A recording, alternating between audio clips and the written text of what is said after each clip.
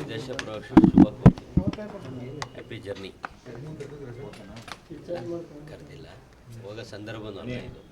ಯಾಕೆಂದರೆ ಬಜೆಟ್ ಪೂರ್ವಭಾವಿ ನಡೀತಾ ಇದೆ.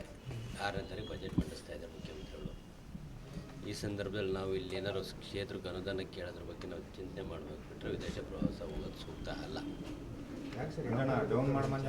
ನಮ್ಮ ವೈಯಕ್ತಿಕ ಕಾರಣಕ್ಕೆ ಹೋಗ್ತಿದ್ದಾರೋ ಅಥವಾ ಯಾರೋ ಕಳಿಸ್ತಿದ್ದಾರೋ ಅವ್ರಿಗೆ ಸ್ವತಂತ್ರ ಇದೆ ಹೋಗೋಕ್ಕೆ. ನಾವೆಲ್ಲ ಅಬ್ಜೆಕ್ಷನ್ ಮಾಡೋಕ್ಕೆ ಬರೋಲ್ಲ. ನನ್ನ ವೈಯಕ್ತಿಕವಾಗಿ ನೀವು ಕೇಳಿದ್ದಕ್ಕೆ ನಾನು ಹೋಗಲ್ಲ ಈ ಸಂದರ್ಭದಲ್ಲಿ ಅಂತ ಹೇಳಿದೆ. ಅವ್ರು ಹೋಗೋಕ್ಕೆ ನಂದೇನು ಅಭ್ಯಂತರನೂ ಇಲ್ಲ.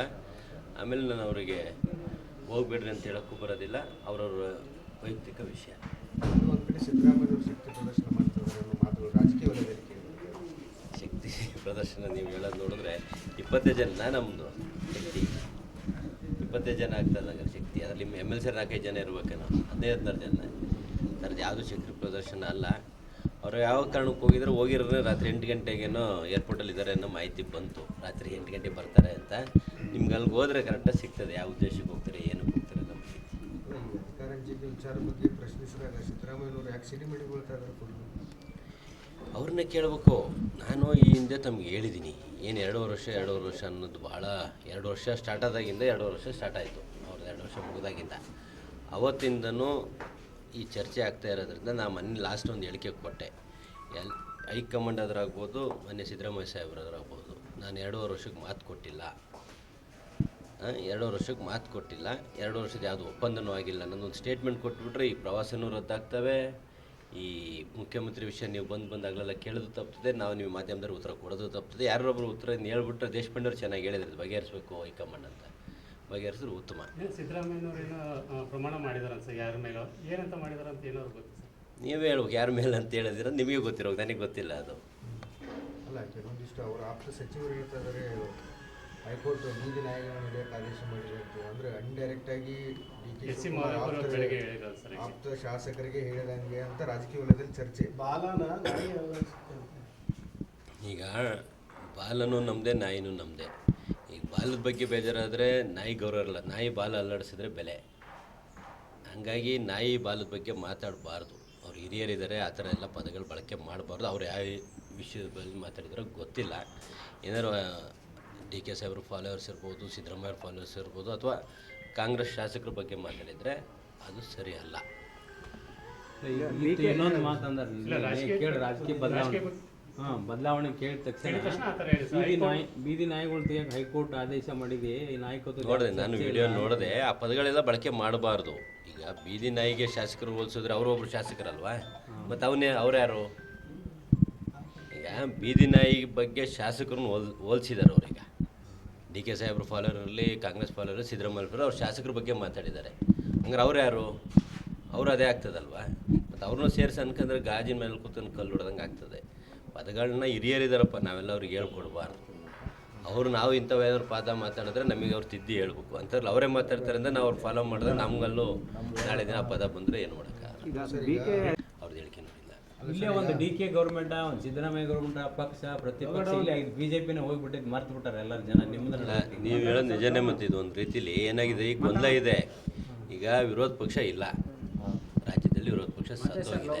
ಅವ್ರಿಗೆ ಇನ್ನೂ ಅಧಿಕಾರಕ್ಕೆ ಬಂದಿಲ್ಲ. ಹಗಲು ಕನಸು ಕಾಣ್ತಿದ್ದಾರೆ. ಕುಮಾರಸ್ವಾಮಿ ಮುಖ್ಯಮಂತ್ರಿ, BJP ಅಭ್ಯರ್ಥಿ ಮುಖ್ಯಮಂತ್ರಿ ಅಂತ ಅವರಲ್ಲಿ ಗೊಂದಲದಲ್ಲಿ ಅವ್ರಿಗೂ ಮೂಲೆ ಗುಂಪಲ್ಲಿದ್ದಾರೆ. ಇಂಥ ಸಂದರ್ಭದಲ್ಲಿ ಪಕ್ಷ ಸಂಘಟನೆ, ಪಕ್ಷದ ಅಭಿವೃದ್ಧಿ, ನಮ್ಮ ಪಕ್ಷ ಕಾಂಗ್ರೆಸ್ ಪಕ್ಷ ಮಾಡ್ತಿರೋಂಥ ಡೆವಲಪ್ಮೆಂಟ್ ಬಗ್ಗೆ ನಮ್ಮ ಪಕ್ಷ ಮುಂದುವರೆದ್ರೆ ನಾವು ಎಲ್ಲೋ ಒಂದು ಹಂತದಲ್ಲಿ ಮೊನ್ನೆ ಏನು ನಮ್ಮ ಸಾಹೇಬರು 141 ಹೇಳಿದಾರಲ್ಲ, ಆ ಸಂಖ್ಯೆಯಿಂದ ಜಾಸ್ತಿ ಬರೋಂಥ ಒಂದು ಹಂತದಲ್ಲಿ ಇದ್ದೀವಿ. ಇದು ಒಂದು ಮುಖ್ಯಮಂತ್ರಿ ಹೇಳಿಕೆ ಗೊಂದಲಗಳಿಂದ ನಾವು ನೀವು ಹೇಳ್ದಂಗೆ ಮೀಡಿಯಾದಲ್ಲಿ ಕೇಳ್ತೀರಲ್ಲ, ನೀವೇ ವಿರೋಧ ಪಕ್ಷ, ನೀವೇ ಪಕ್ಷ, ನೀವೇ ಬಣ ಅನ್ನೋದು ಸಾಬೀತು ಮಾಡೋದಂಗೆ ಆಗ್ತದೆ.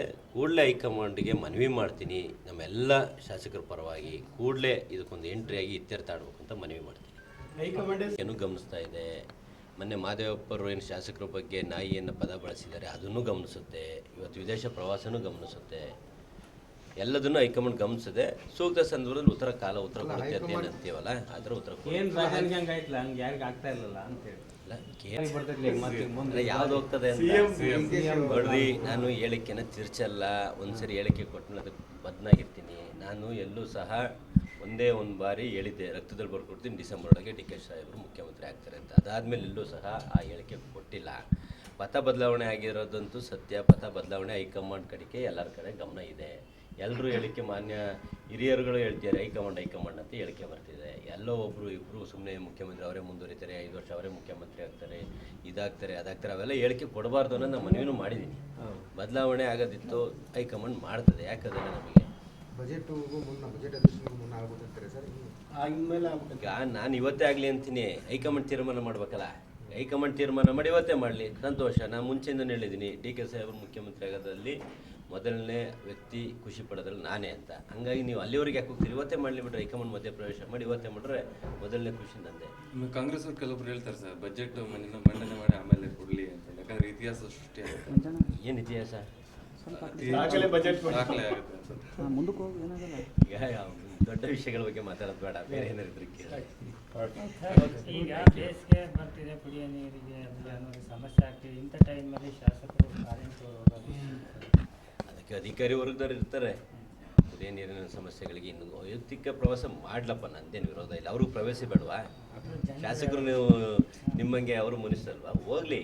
ಆದರೆ ಅದಕ್ಕೊಂದು ಈ ಬಜೆಟ್ ಪೂರ್ವಕ ಹೋಗೋದಲ್ಲ ಅಂತ ನನ್ನ ವೈಯಕ್ತಿಕ ಅಭಿಪ್ರಾಯ. ಕಾರಣ ಏನು, ಬಜೆಟಲ್ಲಿ ಕೆಲವು ಕಾರ್ಯಕ್ರಮಗಳು ಸೇರಿಸ್ಬೋದಿತ್ತಲ್ಲ ಅನ್ನೋ ವಿಷಯಕ್ಕೆ ಬಿಟ್ಟರೆ, ಅದನ್ನ ಬಿಟ್ಟು ನಿನ್ನೆಲ್ಲದರಲ್ಲೂ ಈಗ ಕೋಡ್ ಆಫ್ ಕಂಡಕ್ಟ್ ಬಂದು ಎಲೆಕ್ಷನ್ ಅನೌನ್ಸ್ ಆದಾಗ ಬೇಸಿಗೆನೇ ಇರುತ್ತೆ. ಅವಾಗ ಅಧಿಕಾರಿಗಳು ನಡೆಸಿಲ್ವಾ? ನಾವಿದ್ದೀವ?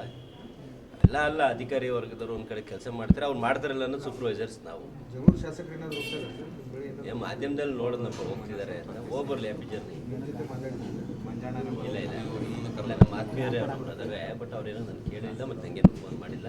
ಈ ಫೋನ್ ಮಾಡಿ ನಾನು ಶುಭ ಕೋರ್ತೀನಿ. ಗೋವಾದಲ್ಲಿ ಕೆಲವರಿಗೆಲ್ಲ ರೂಮ್ ಏನೋ ಬುಕ್ ಆಗಿದೆ ಅಂತ ಕೆಲವರು ಹೇಳ್ತಾರೆ. ನನಗೆ ಮಾಡ್ಕೊಡಪ್ಪ, ಹೋಗ್ತೀನಿ. ಅವ್ರಿಗೆ ಯಾಕೆ ನನಗೆ ಮಾಡ್ಕೊಂಡು ಹೋಗ್ತೀನಿ, ಒಂದು 2 ದಿನ ರೆಸ್ಟ್ ಮಾಡ್ಕೊಂಡು. ಸರ್ ಎಲ್ಲ ಶಾಸಕರು ನೀವು ಎಲ್ಲರೂ ಸೇರಿ ಒಂದು ಹಂಗೆ ಸುಮ್ಮನೆ ಒಂದು ಟೀ ಪಾರ್ಟಿನೋ ಈಗ ಏನಾಗ್ತದೆ ನೋಡ್ರಿ, ಈಗ ಅವ್ರು ವಿದೇಶ ಪ್ರವಾಸ ವೈಯಕ್ತಿಕವಾಗಿ ಹೋಗ್ತಿದ್ರು, ಯಾರು ಕಳಿಸ್ತಿದ್ರು, ಏನು ಕಳಿಸ್ತಿದ್ರು ನಮಗೂ ಗೊತ್ತಿಲ್ಲ, ನಿಮಗೂ ಗೊತ್ತಿಲ್ಲ. ಇಲ್ಲೇನಾಗ್ತಿದೆ, ಮುಖ್ಯಮಂತ್ರಿಗಳು ಕಳಿಸ್ತಾ ಇದ್ದಾರೆ. ಮುಖ್ಯಮಂತ್ರಿ ಬದಲಾವಣೆ ವಿಷಯವಾಗಿ ಇವೆಲ್ಲ ನಡೀತಾ ಇದೆ. ಈಗ ನಾವು ಯಾರನ್ನಾರು ಒಂದು 10-20 ಜನ ಎಲ್ಲರೂ ಹೊಂಟಿವಿ ಅಂದರೆ ಈಗ ಅದೇ ಚರ್ಚೆ ಆಗ್ತದೆ. ಅದರಿಂದ ಯಾರಿಗೆ ತೊಂದರೆ ಆಗ್ತದೆ? ವೈಯಕ್ತಿಕವಾಗಿ ನನಗೇನು ತೊಂದರೆ ಇಲ್ಲ, ಕಾಂಗ್ರೆಸ್ ಪಕ್ಷಕ್ಕೆ ತೊಂದರೆ ಆಗ್ತದೆ. ಕಾಂಗ್ರೆಸ್ ಪಕ್ಷ ವೀಕ್ ಆದರೆ ನಾವು ವೀಕ್ ಆದ್ರೆ, ಈಗ ನಾವು ಅಟ್ಲೀಸ್ಟು ನಮ್ಮ ಸರ್ಕಾರ ಇದೆ ಅಂದರೆ ನಮಗೊಂದು ಗೌರವ ಇರ್ತದೆ, ನಮ್ಮ ಶಾಸಕರು ಇದ್ದೀವಿ ಅಂದರೆ ಒಂದು ಗೌರವ ಇರ್ತದೆ. ಅದನ್ನು ಕಳ್ಕೊಳ್ಳೋದು ಯಾಕೆ? ಆದ ಕಾರಣ ಯಾರೂ ಆ ಥರ ಒಂದು ಹೆಜ್ಜೆ ಇಡಬಾರ್ದು. ಹಂಗೆ ಇರಲೇಬೇಕು ಅನ್ನೋದಾಗಿದ್ದರೆ ಎಲ್ಲರ ಹತ್ರನೂ ಶಕ್ತಿ ಇದೆ, ಎಲ್ಲರೂ ಶಕ್ತಿಯನ್ನು ತೋರಿಸ್ಬೋದು. ಯಾವುದೋ ಶಕ್ತಿ ತೋರಿಸೋ ಒಂದು ವ್ಯವಸ್ಥೆ ಆಗಬಾರ್ದು ಅನ್ನೋದು ನನ್ನ ಮನವಿ. ಸಿಎಂ ಬದಲಾವಣೆ ವಿಷಯದಲ್ಲಿ ಹೈಕಮಾಂಡೇ ವೀಕ್ ಆಗಿದೆ. ಯಾವುದಿಲ್ಲ, ನಮ್ಮ ಹೈಕಮಾಂಡ್ ಭಾರಿ ಸ್ಟ್ರಾಂಗ್ ಇದೆ. ಸೂಕ್ತ ಸಂದರ್ಭದಲ್ಲಿ ಉತ್ತರ ಕೊಡ್ತದೆ. ಡೈಲಿ ಟೂರ್ ಸಕ್ಸಸ್ ಆಗಿದೆ. ಯಾರು ಇರೋದೇ ಇವರು ಡಿ ಕೆ ಶಿವಕುಮಾರ್ ಅವರು ಹೋಗ್ತಾನೆ ಇರ್ತಾರೆ, ಅಭಿವೃದ್ಧಿ ವಿಷಯ ಹೋಗ್ತಿರ್ತಾರೆ, ಬೇರೆ ವಿಷಯಕ್ಕೆ ಹೋಗ್ತಿರ್ತಾರೆ, ಒಳ್ಳೆಯದಾಗ್ತದೆ. ಏನೋ 2ನೇ ತಾರೀಕು ನಾವು ಕರೀತಾರೆ ಇಬ್ಬರು CM ಮತ್ತು DCM ಅಂತ ಹೇಳ್ತಿದ್ದಾರೆ ಸರ್. ಕರೀಲಿ, ನಾನು ಹೇಳೋದ್ನಲ್ಲ, ಕರೆದು ಮಾತಾಡಿ ಬಗೆಹರಿಸೋದು ಸೂಕ್ತ. 2 ಇನ್ನೂ ದೂರ ಆಯಿತು, ಆದಷ್ಟು ಬೇಗ ಕರೀಲಿ ಅನ್ನೋದು ನನ್ನ ಮನವಿ.